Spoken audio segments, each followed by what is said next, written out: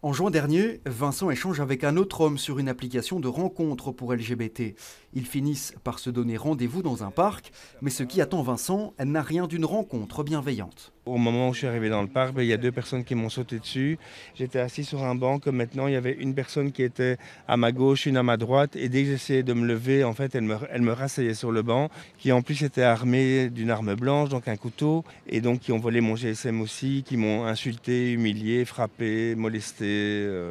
Ça a duré 1 heure et demie, mais j'ai l'impression que ça a duré des heures. Un véritable guet-apens homophobe donc, dans lequel Vincent n'est pas le seul à être tombé. 8 victimes au total se sont constituées partie civile, avec dans chaque cas un même modus operandi. Je regrette d'ailleurs que les prévenus n'aient pas été poursuivis pour association de malfaiteurs, parce que c'était une réelle association de malfaiteurs. Bien sûr, ils ont toujours présumé innocents, on n'a pas encore la décision, mais une réelle organisation où on ciblait des personnes homosexuelles. 2 prévenus comparaissent aujourd'hui. Un 3e suspect, mineur, sera aussi jugé par le tribunal de la jeunesse. Vincent souhaite que les faits soient punis intelligemment. Les enfermer, que ce soit dans un IPPJ pour les mineurs ou en prison pour les majeurs, c'est pas ça qui va les rendre moins homophobes. Dans une société idéale, moi ce que je prônerais, ce serait que ces personnes fassent des travaux d'intérêt généraux dans des associations LGBTQIA+.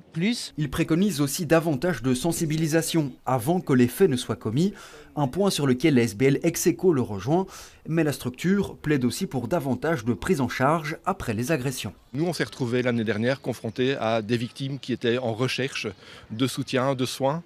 Et il y a assez peu de solutions qui existent, ou en tout cas qui ne sont pas facilement accessibles. Et donc là-dessus, il y a du travail à faire, évidemment. Cette affaire ne pourrait être que la face émergée de l'iceberg. Selon un rapport d'Ounia et l'Institut pour l'égalité des femmes et des hommes, seuls 14% des personnes LGBTQIA+ agressées portent plainte.